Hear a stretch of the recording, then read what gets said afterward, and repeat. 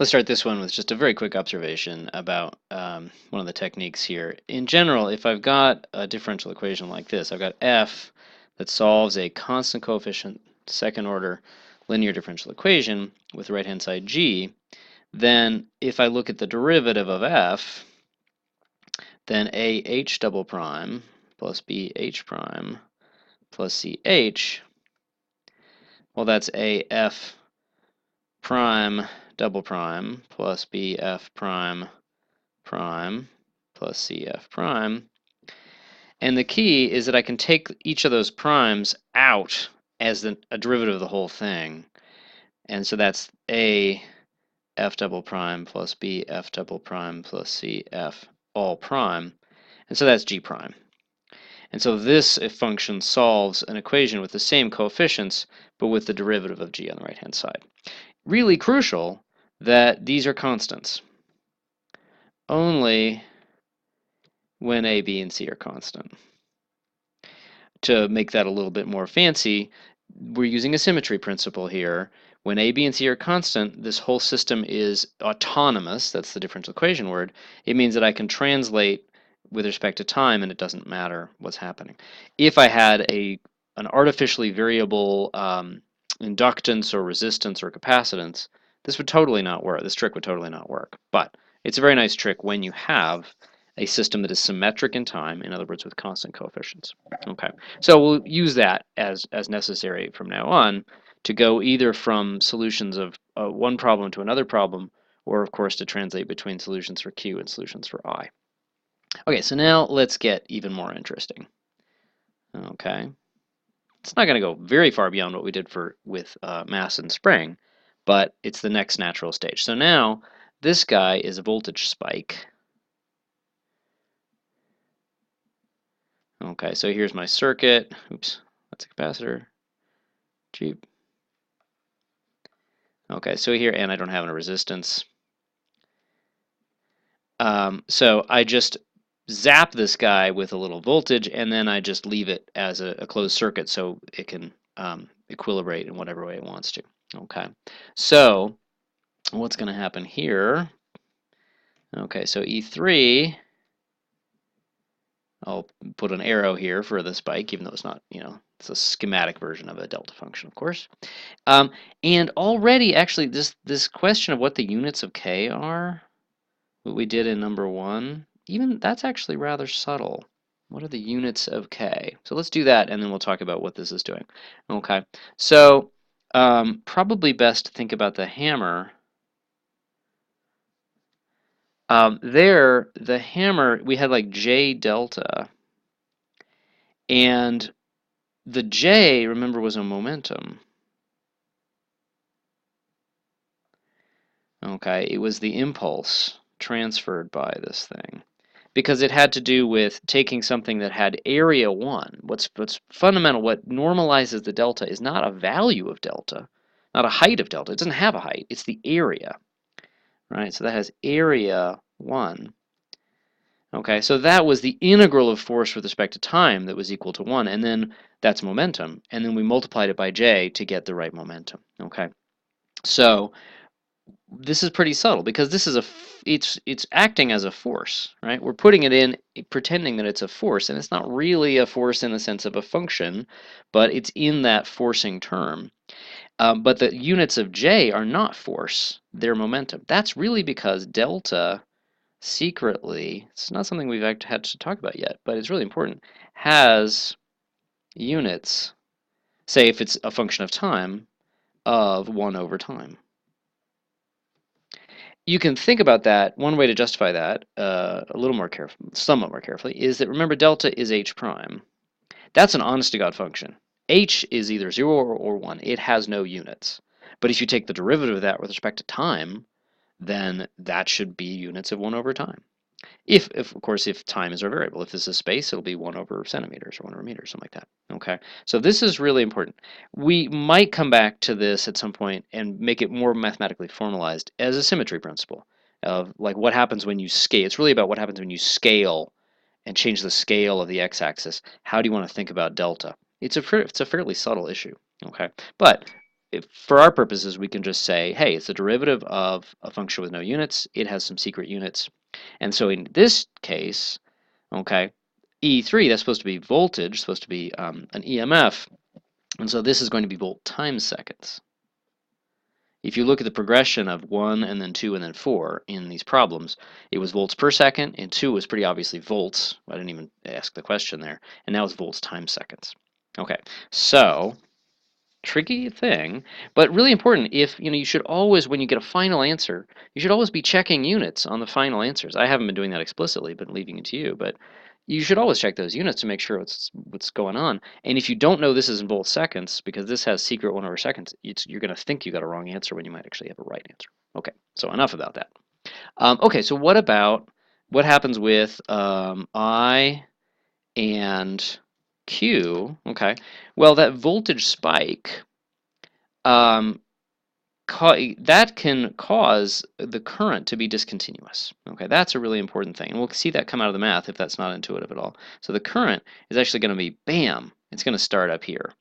That voltage spike is so quick, it's going to start the current to go, but then nothing happens after that, and so it's going to settle into oscillation. Okay, we've seen that kind of thing before, of course.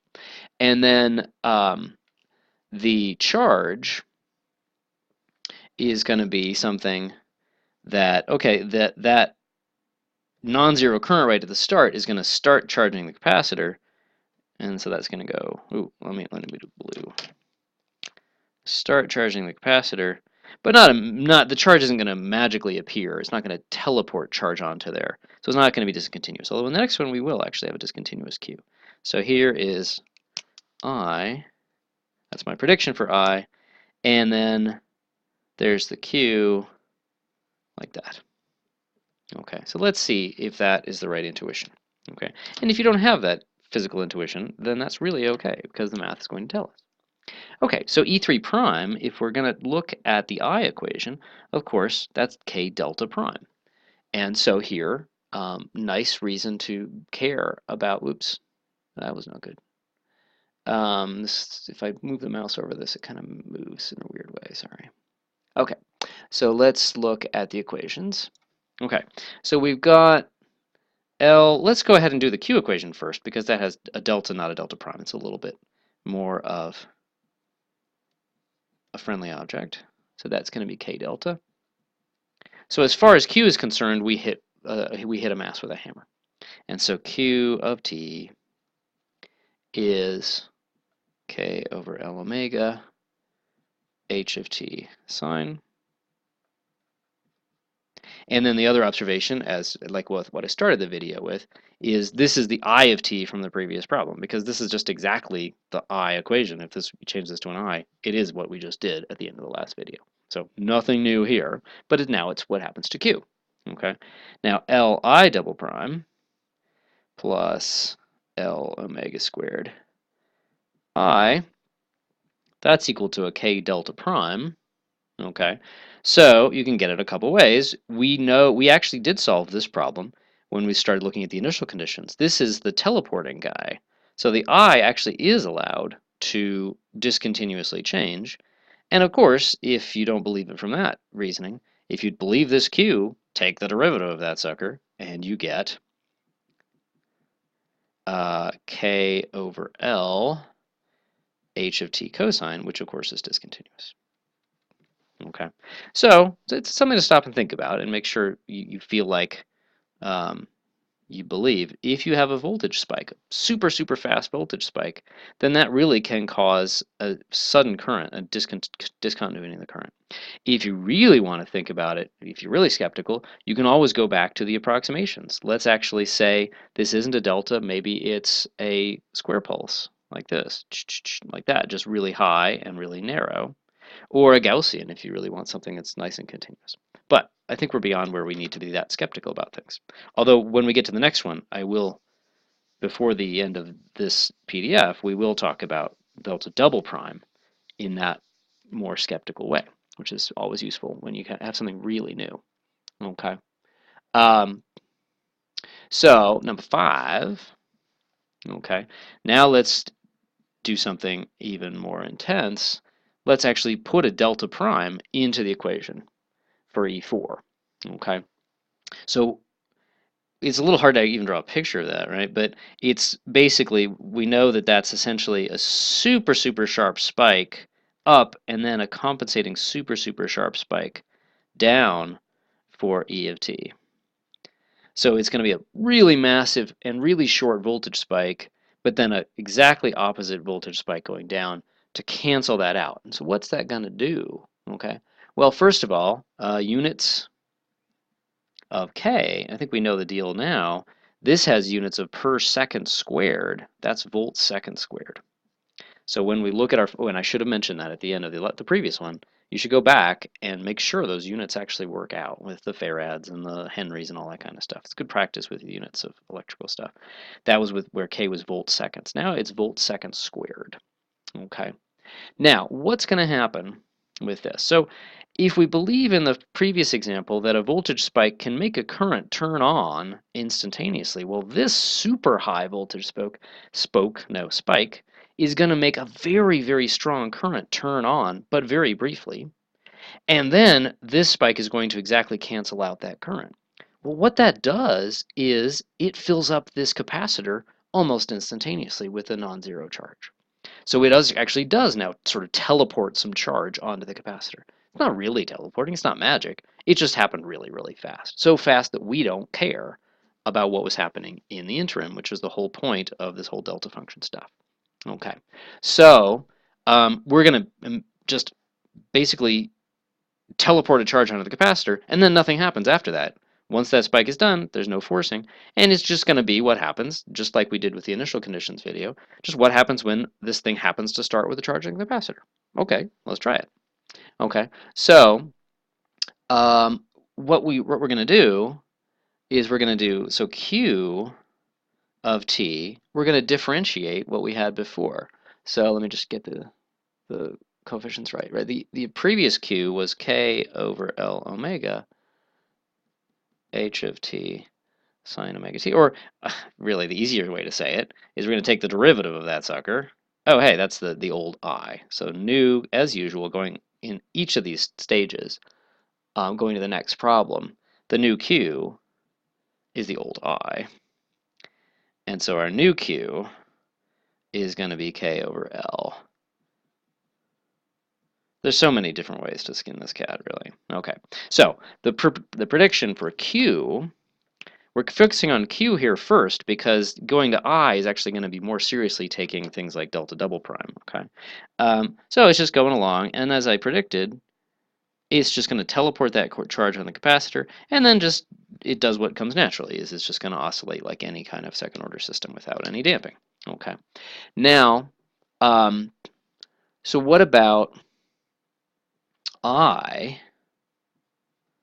Okay, so that's the derivative of this blue guy. So it's going to take the derivative of a discontinuous function. We're going to get a delta.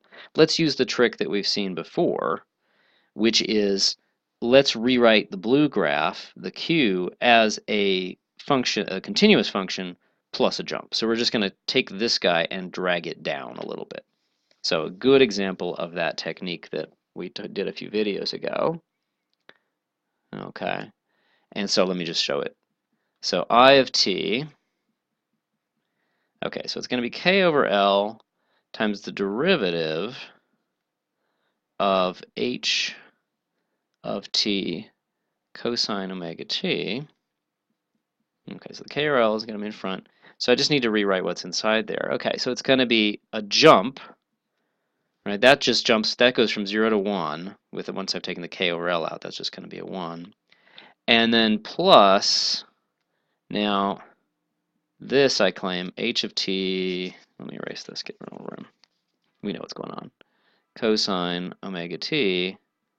So I'm just adding and subtracting a jump. And the claim is here, so that's H of t times 1 minus cosine.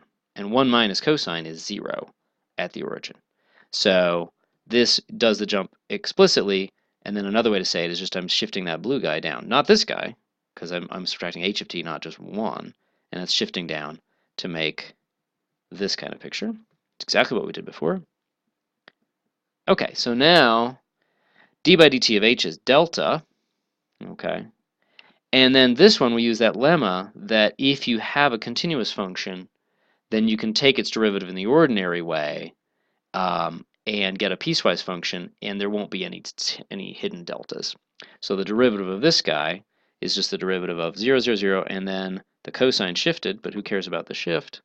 And that's going to be minus k over L, let's see, and minus omega h of t. I think I have a typo in the PDF I should fix, because that's k over L is a common factor. Okay, so it's going to have a delta spike, and then just sine wave behavior. So let's draw that in. Okay, so the current is going to go 0, and then because of this spike in the EMF, it gets this super big spike, well, a normal kind of delta spike, and then just a sine wave, and it's going to be a negative sine wave. Okay, so this is just going to be the derivative of this guy. So it's going to go down, and then have 0 here, or something like that. The usual kind of thing. Okay, so sudden spike, and then the usual behavior, the usual oscillating behavior that a current should have once everything's settled. Okay, so this is interesting. Okay, what we didn't just do, I didn't attack this problem directly. Here's the problem we could have attacked directly. Li double prime plus L omega squared I equals K delta double prime. Okay.